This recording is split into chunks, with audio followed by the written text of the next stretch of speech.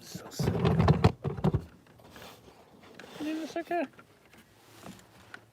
Hey everybody, Tom Kaczynski here. It is, was it Sunday, I guess, right? You know, Lord's Day, Sabbath, a chance for prayer, chance to relax, recover a little bit. I figured I'd come on for a few minutes, just share some thoughts after a very busy weekend. We were working incredibly hard here in the garden. I say garden, our house isn't even a garden at this point. It's not quite all the way to being a farm, but it's probably about halfway there. I joke with Dana that we literally have a hobby farm at this point. I mean, it's crazy. I'll just take a minute here if people. Of course, you guys aren't really here yet, so you have to watch this later. But you can actually see we got all of those. Got a full greenhouse of seedlings. There's potatoes, and if you could see past there, you'd see the boxes upon boxes upon boxes of stuff that I've been putting together. But that's what I've been doing this weekend, trying to recover. So, good news on the computer front, hopefully. I have it down at the repair place, so we'll see how much they say that's going to get hit for. But I have a hunch I'll be saying thank you to everyone on Wednesday, so that'll be nice. It'll be my 75th episode, if you can believe that. I'm starting to get a little sentimental about this. But I'm making the run towards 100. I promised you guys I'd hit 100, and unless my health or my wife's health goes downhill, I'll hit that. And then, I don't know. We'll see what's next. That's what's nice about these shows.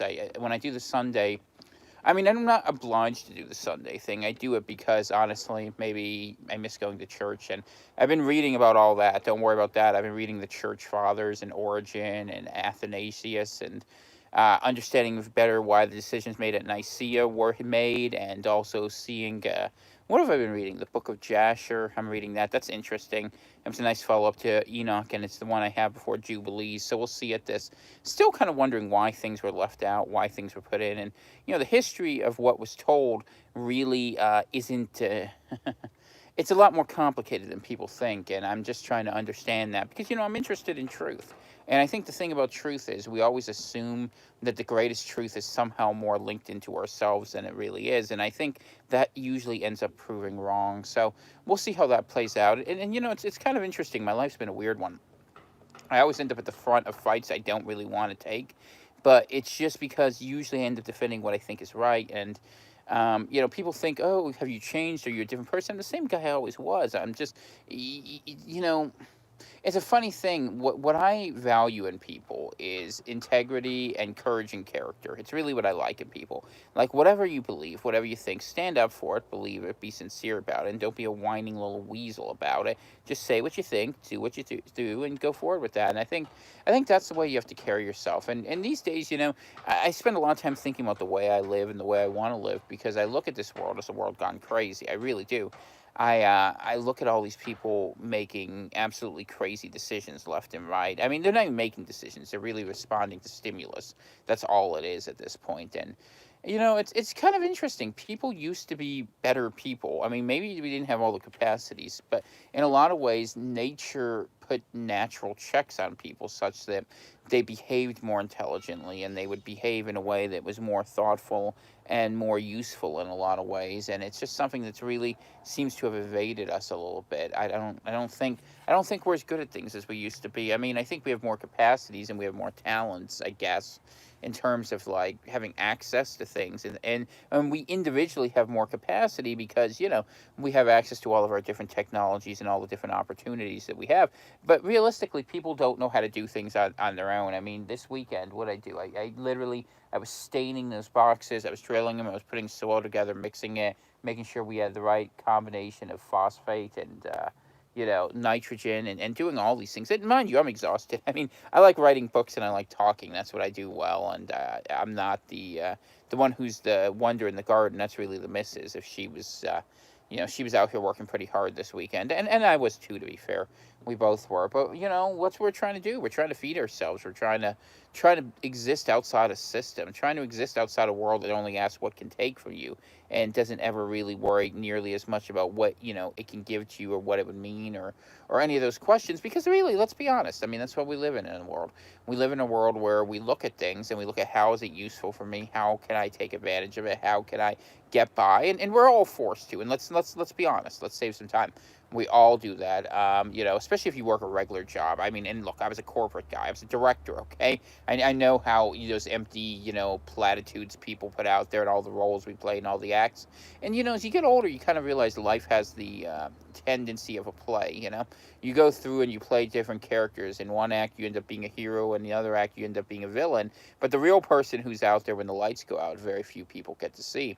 And that's the way we all go through life. And it's not even always insincere. It's just, even if you put on a positive term, professionalism or whatever, you go through and you make all these compromises. And I guess I spend a lot of time thinking about the compromises these days.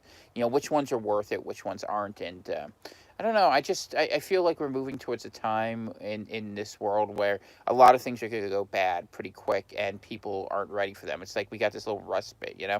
Second wave might be horrible, might not, but I personally, I had a friend call me up and he asked me, Tom, you always know what's going to be happening. Why don't you tell me what's going to be happening next? He's like, why don't you write a book on it? People will read what you think. I'm like, I can't tell you what's going to happen next. I don't know. But if I had to guess, I was like, what am I going to do? Tell you we're going to be in a war with China? I mean, I could tell you that. I mean, I believe it. I think that we're stumbling into something that is going to be truly destructive. But who's going to listen to me? I just like at some point, the only reason why I keep talking, I mean, and it's weird because I don't really like being around people at this point. I mean, people have been pretty rotten to me the last few years. I've had some real jerks up here, and I was never nasty to them. That's the thing about, it used to be you could disagree with someone and you could get along, but you didn't get unpersoned. And let me tell you something, getting unpersoned is an interesting experience, where they try to take away your bank accounts and they take away your ability to do anything. And anywhere you go, you have people following you trying to say, oh, you can't say this and you can't say that. The world is a much uglier place than people assume. And that was never news to me. I mean, I know I'm a big boy. I can pay the price for things. I'm not complaining to that extent, and I've survived just fine. But it's just the way people are is not very good, and they're going to get worse because these are how people behave when times are good. I mean, what are they going to do when things get bad? What are they going to do when there's real stress to deal with, when there's real problems on the horizon? I really wonder, and that's what I think about. I think about. I mean, I live in a pretty obscure place. I live in a little rural community. It's a nice little town. If you looked at it, you wouldn't think it was very much, probably, but that's what's nice about it. It's unobtrusive, which is here. It's been here for about 200 years, and God willing, it'll be here 200 more. Not that much change from time to time. And that's what's nice about it. You can just sit on your back porch on a late evening and do what you want. No one's going to bother you, except maybe some black flies floating around here. We went right from winter to summer up here in Maine, and it's a beautiful state. It's a wonderful state. I highly recommend it for a visit. Actually, if we're ever through this health crap, but it's really nice up here.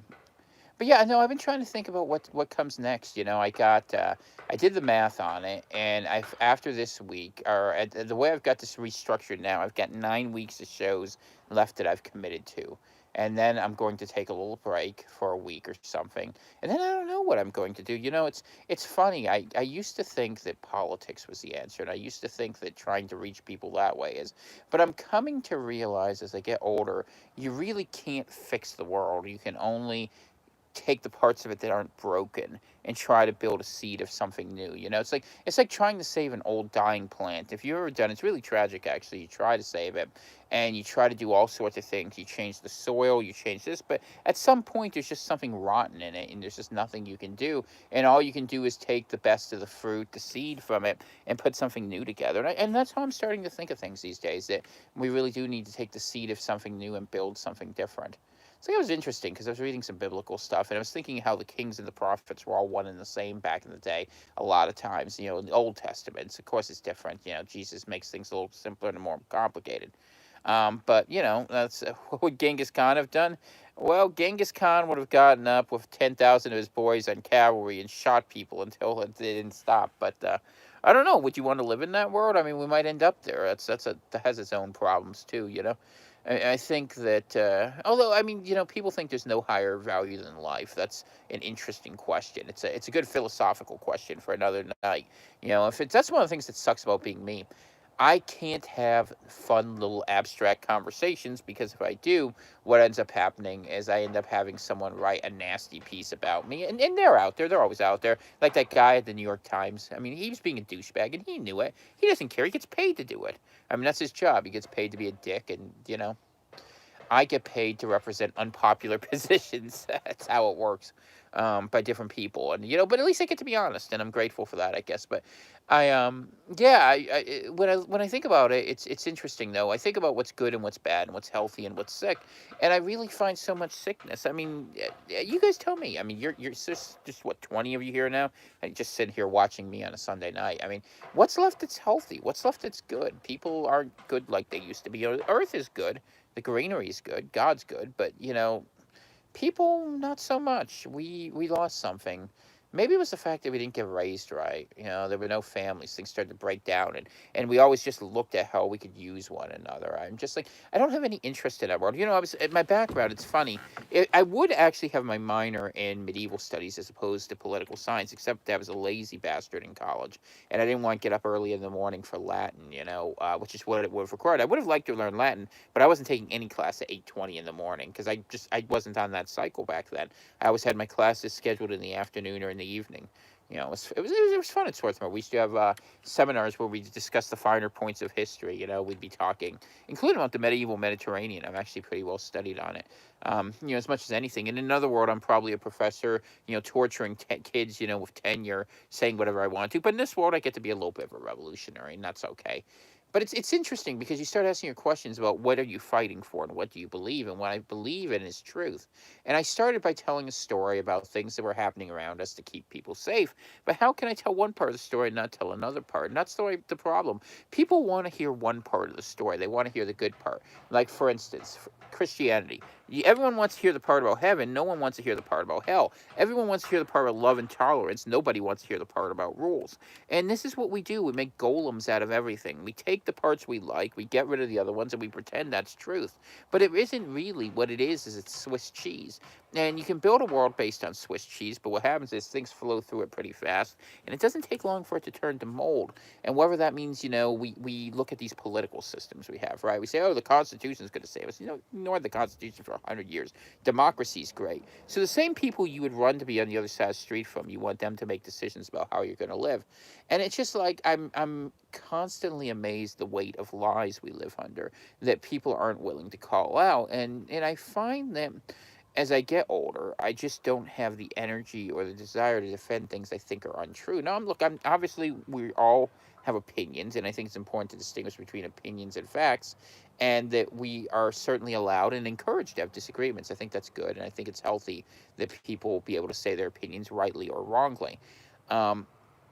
But I don't think we've gotten to a point where people can actually have those intelligibly, because what we consider actually important isn't. And that's one of the things that kind of gets me. That's why I spend my Sundays on the porch and why I come out here, I just sit here and think, man, I would love to organize this world differently. And I've been thinking it for quite a few years now, Getting fired a few years back was a great opportunity for me to rethink what was going on in the middle of my life. And, how many times do you get a chance to be, without pay, up until recently anyways, where you were going out there and you didn't have to work for, call it a year, okay? And you really had a chance to rethink everything and think what's important and what matters and what's great out there. And hey, John, good to see you. I'm glad to hear everything's good over there. Over by, what do we call it? The Friendship Bridge. Isn't that the name of it, if I remember right, over there in the good old Niagara River? And I saw some of that stuff you sent me. Awesome. Thank you, by the way. I'm not writing very much right now because I'm rebelling against my phone. Don't be surprised if tomorrow's show comes up with absolutely no description, because I do not like writing on the phone. I think I can upload the episode, and I have some of the notes to put it together, but next week's going to be a little rough. Probably more editorializing than usual just to get me through it. And hopefully I'll have the computer back on Friday. I honestly don't know. The guy has it. He hasn't gotten back to me. I mean, total tech nerd. It was absolutely great. He had like computer software in there from the 90s. Love it. We had a great conversation about minutia no one would care about under the age of 30 or over the age of 45. So, but fortunately, being 39, I fell right in the sweet spot. So we had a very nice conversation down there. And I got to see Waterville, actually. I hadn't been down there in a while. It's a college town. It's just begging to have all sorts of problems. And people want to go back to their life.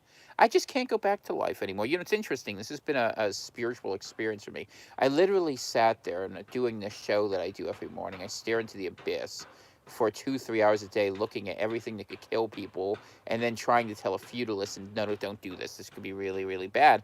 And in my mind, we dodged a lot of bullets, but we're not anywhere out of the woods yet, and yet people are behaving that way. And as I watch people like that, I kind of just wonder, and I get a little theological in my thinking. I'm like, well, this is what free will is like. It's sitting there watching people destroy themselves over and over and over and over again. And I'm like, no wonder they say in Ecclesiastes that wisdom is sorrow. It's just the way it is, and there's no way around it. And just you watch people, and the thing is, it's so many times you see there's just unforced errors, and people do it over and over again. And I guess that's the misery of being smart. When I was a kid, I'll tell you a true story. When I was a kid, I used to actually wish I was less smart. I was always the one who was like weird smart, who knew things ahead of time, and no one likes you. I mean, teachers like you a little bit. Your parents are proud of you. I mean, they have to be, right, anyway. But yeah, kids don't like you. Other people don't like you. No, no, people don't want truth. People want to hear what they want to hear. People want to hear what makes them feel good. People want to be at a level where they feel like they can come down. And asking people to lift themselves up, nothing will get you hated more than that. If you try to be a better person, God forbid if I actually suggested something like, if I would say so strongly as say, no, not everyone has a soul, and you got to work to go ahead and become a spirit-filled being. No, no, not one thing isn't as good as the other. I mean, if you actually stand for something and believes in something, I mean, really believe in it, not just something that's like a nice corporate cause that everyone else believes in, you will be hated and tormented in this world. And it's weird that it's that way. I mean, and I don't hold any well, I don't hold much animus against people who have different views and different opinions. I mean, people have a right to them.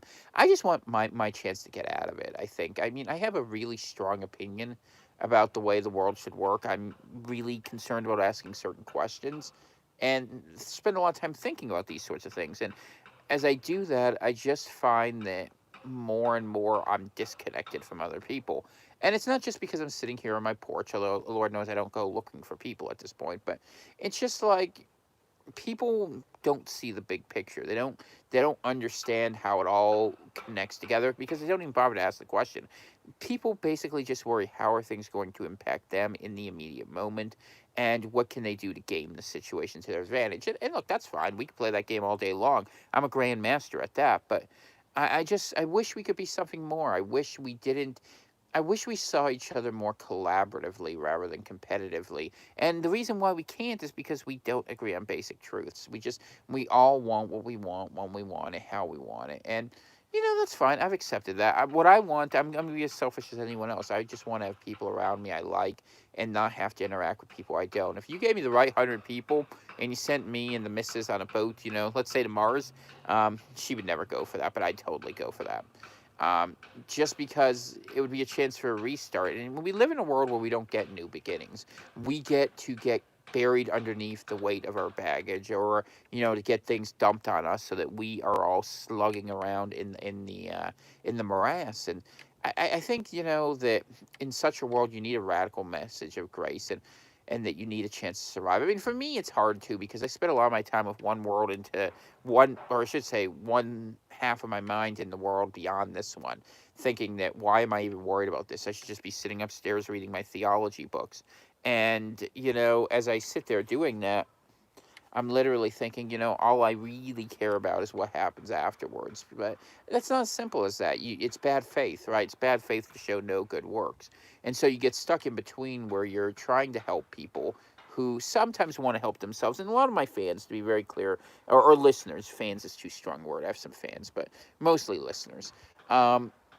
They get something from it, and it keeps them safe, and it keeps families safe, and it does that. And I'm grateful for that. I'm glad for that. But I mean, really what I want to do is help people find something much bigger and better. I mean, you're entitled to a birthright of a better thing in this world than you get. You are a spirit-filled being who has the opportunity to achieve wonderful things if you can actually escape the idea that this, as beautiful as it is all there is. And there's something bigger than that. There's a transformational message, in the gospel, but it's hard because it requires you to change who you are and to change yourself and understand that this world isn't the garden. This world is the trap you have to escape.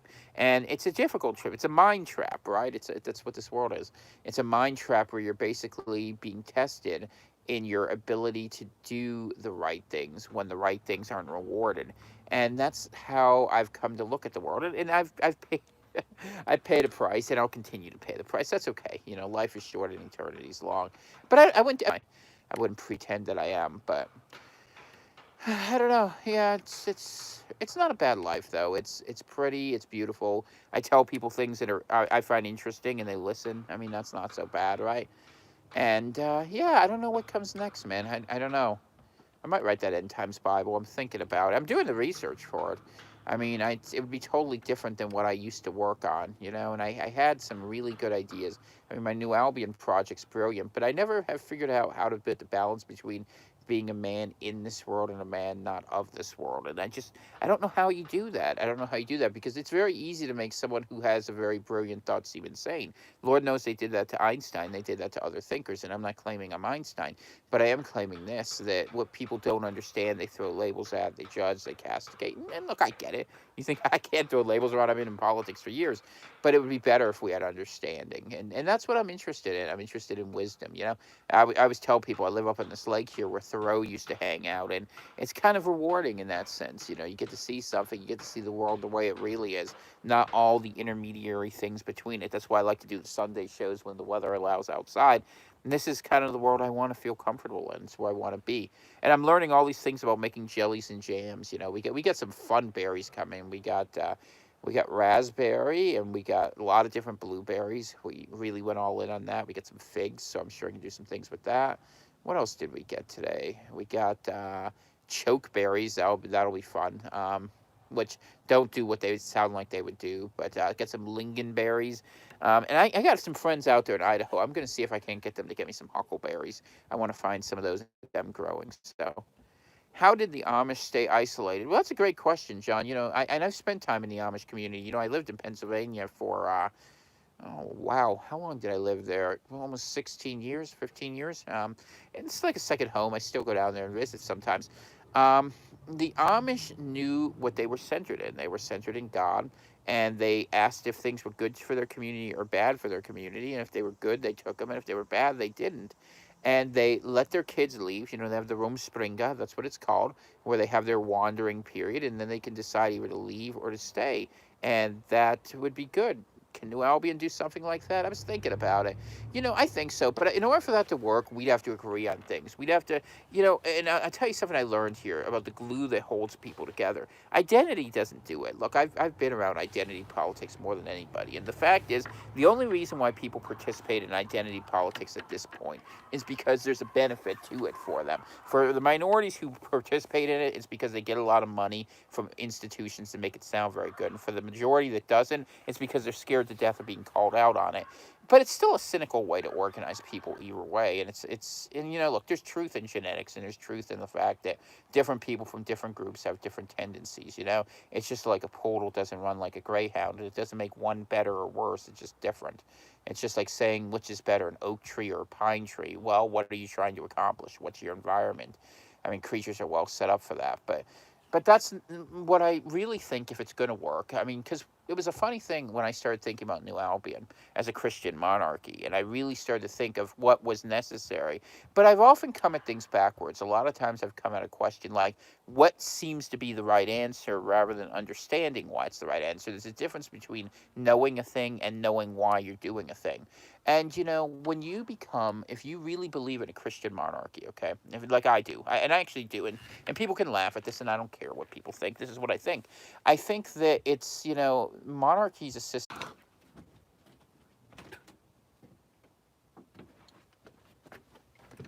Did it finally come back? Oh, there it goes. See, I knew it would do that, because it's stupid like that. Anyway, so I'm back. Yeah, I don't know. My internet sucks. What can I tell you? It's what I get living up here. It's trade-off for living in paradise, or at least the frigid version of it. But I was saying that, and my apologies for those who got lost in the interruption. I have no control over that. When I started thinking about monarchy and faith, I started to realize that you needed something. You needed an absolute truth, a glue that would make people not be awful, selfish bastards to one another, and something better to work for and live towards. Because, I mean, that's what civilization is, right? Civilization is a group of people advancing in defense or support of a truth that is big enough to fight for, live for, build for, dream of, die for. And we don't have that anymore. We had some dreams for a while. We had a dream that somehow we'd answer every question and that it would make us happier, and it didn't. And that's an interesting dream because it didn't. We figured out how to do things without figuring out why to do anything. And I think we struggle for a why. And the thing about it's interesting about philosophy is they make the joke that physicists often end up being philosophers once they reach quantum entanglement because it's just that damn complicated. But it's really true. At some point, you start to ask why, and you start to think that, well, you can get into an infinite recursion pretty easily, but you start to think that if you're going to have something that's meaningful with people, you got to give them the chance to do things. You got to let the best in people come out, and you have those moments of life where something beautiful and inspiring happens. Like Dana was watching the other day. We had a spider out here that built its own parachute and just floated right over the house, and the house is pretty high, to be honest with you. It's got 2 stories, so floated right over it, just caught a wind drift, and it went with it.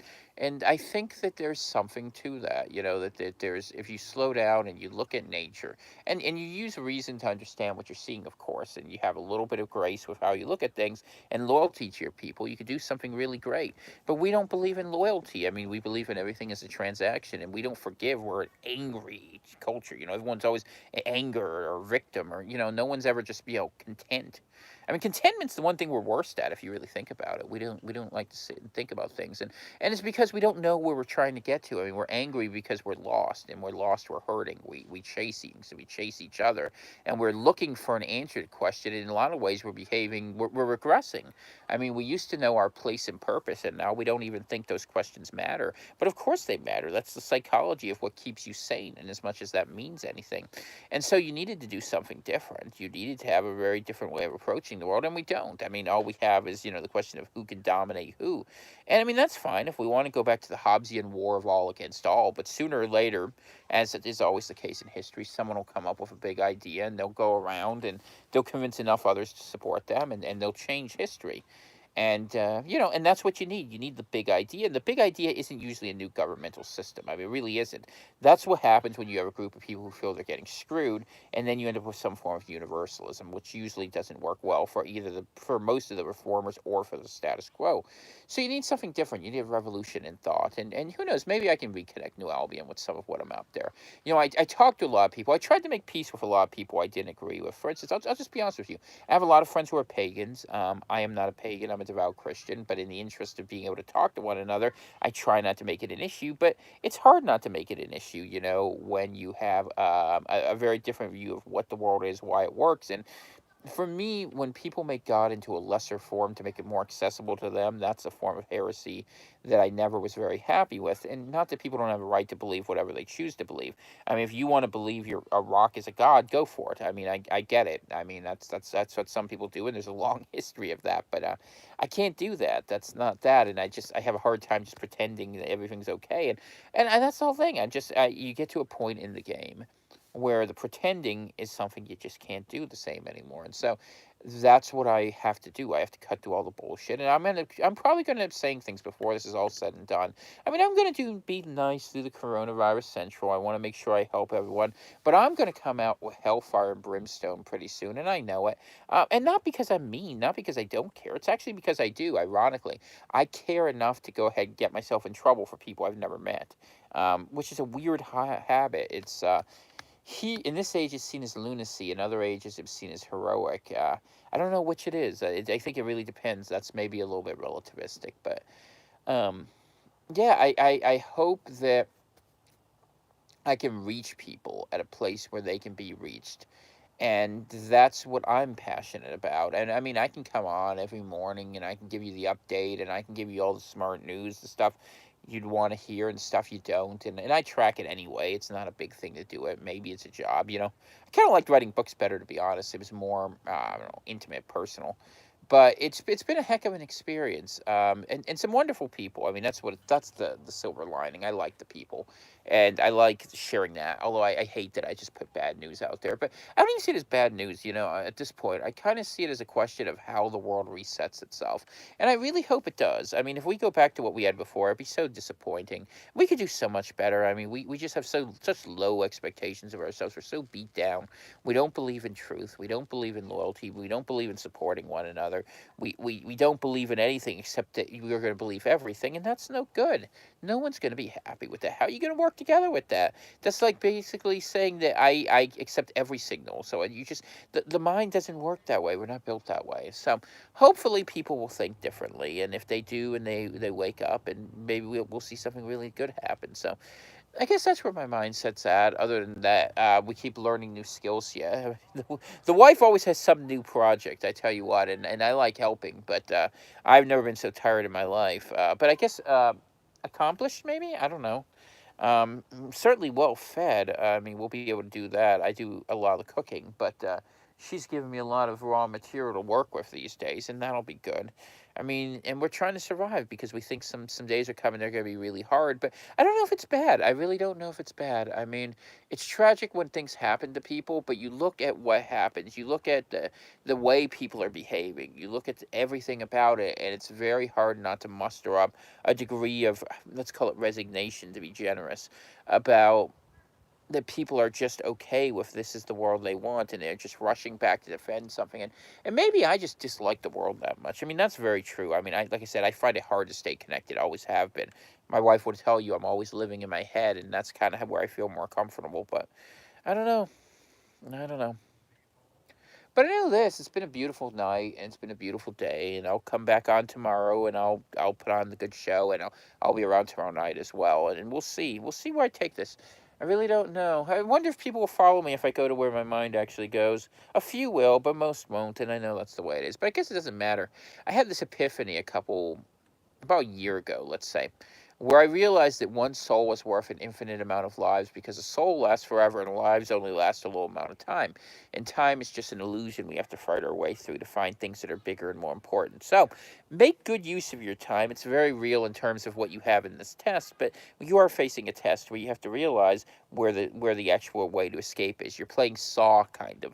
It's kind of a terrible way to describe it. That's really what life is, and you have to figure out what you're willing to give up for what's really important to you. And if you can't find anything that's really important to you, I would suggest, my friends, you're probably missing the purpose of the whole thing. But that's something we're going to continue searching for. So I will just say thank you for everyone who came out here. So it's Sunday. I'll say a little prayer because it's Sunday. And if you don't like that, well, hey, you're watching my show. I'm not watching yours.